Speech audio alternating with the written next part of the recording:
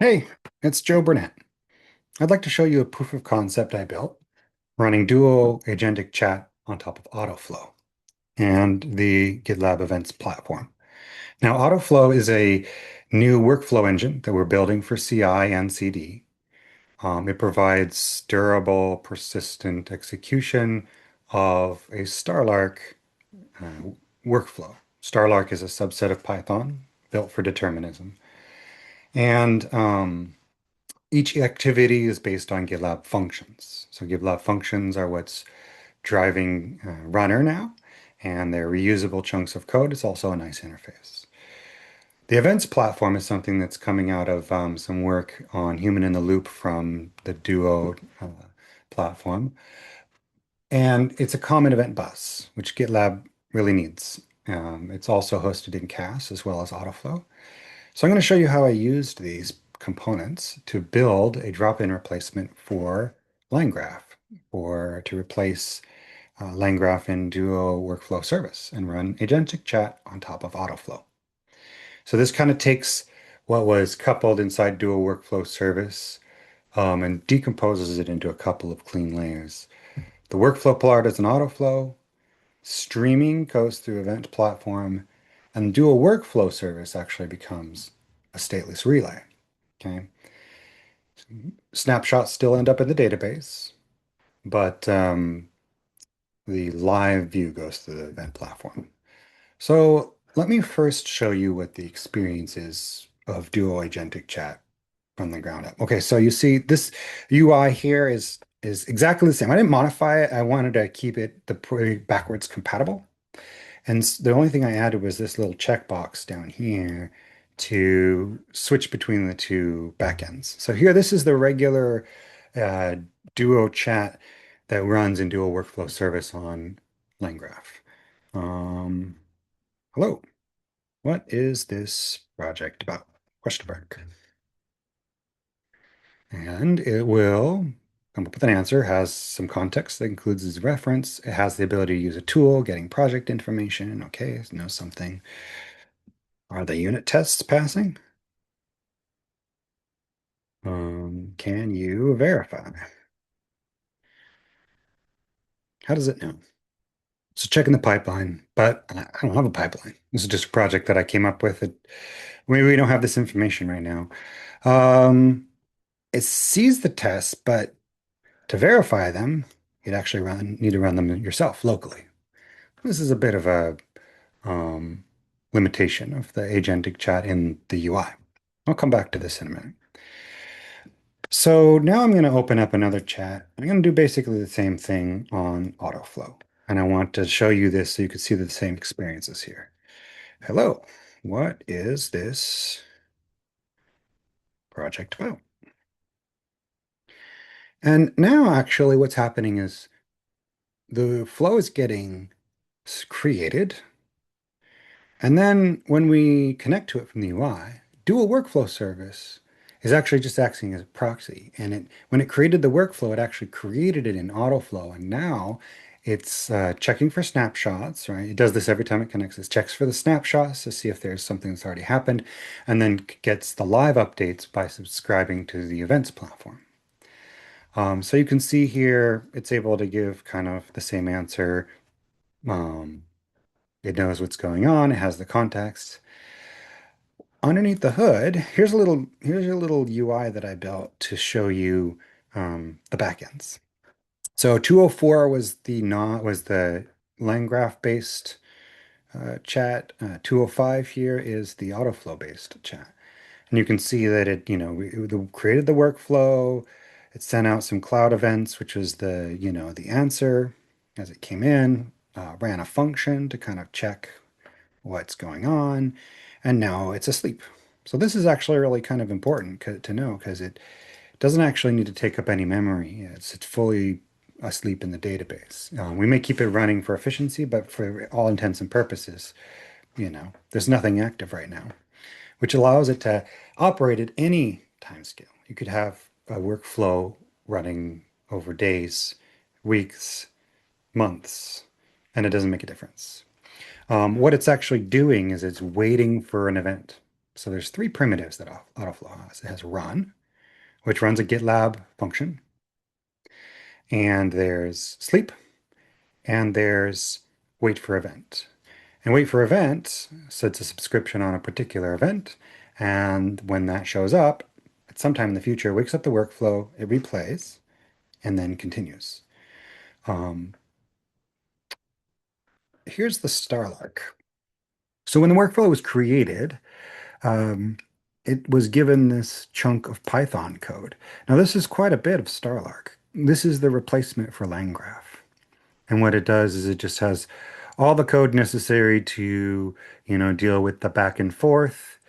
It also has the ability to do tools. It's like the central dispatch, but it still uses underneath the hood, it uses Langchain to actually uh, interact with the agent.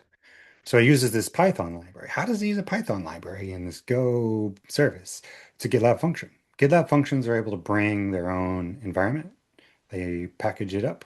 And so this runs um, Langchain in a GitLab function. You'll notice here's one of those primitives that I was talking about, run. Um, this is persistent. So when you run this inference, it records the results in Autoflow, and when you rerun it, it skips it, right? Like it doesn't the replay doesn't cause it to happen again. So this is how you get the progression even across multiple machines. So it's actually this Langchain here, this function that out of band publishes to the GitLab events platform. So that's how you're able to see this sort of streaming thing here. So if I come back up here and you can see this the activities in Autoflow. Now the event platform is actually separate, still in CAS, but it sort of uses a Redis as a backend. And if I was to look at the events that have happened for this workflow, you can see that, it started, we got a message, etc. There's some tool calls. And then these are the every 500 millisecond chunks of streaming tokens that come back from the LLM. So you get that chatting effect. And then the status changed. And now we're waiting for input. All right, so let's come back here and I'm just going to tell it to show us live. And I'm going to ask it another question. Can you please verify that these unit tests pass? Let's see what's able to. I give it a few extra tools. So I mentioned that the activities are actually GitLab functions and GitLab Runner. It uses GitLab functions. So CI jobs are actually now being packaged up as individual function calls, and they're kind of a one-off, create an environment, run this function job, then shut it down. That's CI. But you could do more with that, especially as you decompose this into layers.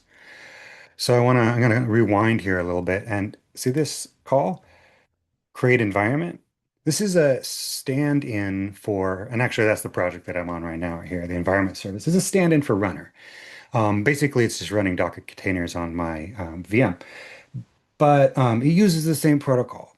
It actually has step runner inside, and it actually connects in and runs these individual tools or calls with StepRunner.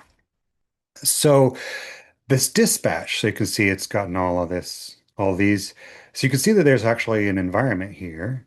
I'm not actually sure which one it is. Yeah, probably this one. Oh yeah, it's still running. So it actually ran these unit tests. It was actually able to clone the repo into this environment and run them because I provided these additional tools. Uh, a runner is going to connect to Autoflow, and that's going to replace the path of, talking directly to GitLab. It already connects to job router, which is in CAS, and going down to GitLab through that way.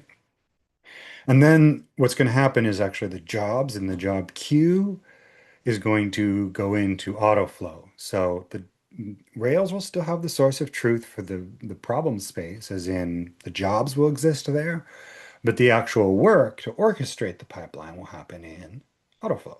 So it will have the ability to dispatch to runner. So what you get is in Autoflow, you get not only durable persistence, but you actually have ephemeral environments. And they're totally within the control of the workflow author. Who authors the workflow?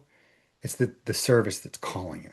Do a workflow service called Autoflow with an implementation of their Duo Agentic Chat. So they get to control the protocol, they get to control the specifics of resource management. Um, they don't have to expose that to the end user, right? So there's a layer of indirection here. There's a platform service. So um, you can see that this is actually able to replace Langraph. It doesn't have to replace Langchain, right? Like the functional part of it, you can actually still reuse Python to call the LLM. And it can also do streaming because we have another primitive which is appropriate for this, the event platform. And it also makes Duo Workflow Service stateless. It's just a relay, it gets a connection, checks for checkpoints to kind of catch you up, connects to the stream to get the latest messages, and just goes on like that. So you could have multiple readers. Um, it also gives you resilience. One of the challenges with Duo Workflow Service is, and the way the Langgraph communicates with the UI is that it assumes that it all goes over the same channel. The environment, the chat, the tool calls. This breaks it out separately. There's no reason that your laptop can't be the environment, right? CAS is designed for agent interconnection. So you can have an agent on your laptop that connects to CAS, and you can have this agentic chat run these functions on your laptop, right? Sort of like this way, but it separates those concerns just by way of like the layering. It kind of removes the blocker for multiple readers, right? Like there's nothing. It's kind of queue based. You could decide for yourself if you want to, support that or not. Um, I showed you this runner native tool access. Like start and stop is really powerful. And as I was saying, it gives you control over the resource lifecycle. So for example, this is about the product surface, right? Like I have this chat and I want to be responsive. So maybe after I stop chatting with it, I want to start a timer for 3 minutes and I want to keep that up and running, consuming CPU and memory resources. But if it's 3 minutes of activity, and again, this is a product decision. You could say, okay, go to sleep, and you can see here that you could stop environments. This is something actually that we're already building into GitLab Runner, and so this is something that will just automatically be available also in Autoflow. And then if nothing happens for a whole week, you can just terminate the environment. And that again can be part of that single workflow, that single life cycle. Or if somebody does come back after 3 or 4 days and continues to chat, you can wake it up, leave it running, reset the week timer, right? So you can sort of manage that resource as part of the product surface. Um, it also lets you, since the idea of creating the environment and using the environment are separate, like you'll notice that the uh, the agent actually created the environment first and then ran something inside of it. So for a CI job, it would be create, run, terminate, right? Like, because we haven't, that's just how it's worked. But you could break that open a little bit. You could say, create an environment. And then since this is the whole pipeline that we're orchestrating, we can make our own decisions. We can say, run this job in there, and then run this job in there, and then run this job in there, and then terminate it. Or you could say, oh, this job failed, stop it, and then terminate it after a few days. Because if I stop it, then I can connect an agent to it and you can start it again and look at the actual environment. Like you get a lot of flexibility. Like this is building material. And because this is a common primitive that we can use for any product in GitLab, it also lets us move faster. Like you get a lot out of the box. Yeah, so that's what I was touching on as the big picture is like we want this workflow engine to be a universal primitive. My proof of concept here showed that it can actually run Duo Agentic Chat and give you the same experience and make it easier to build on top of that.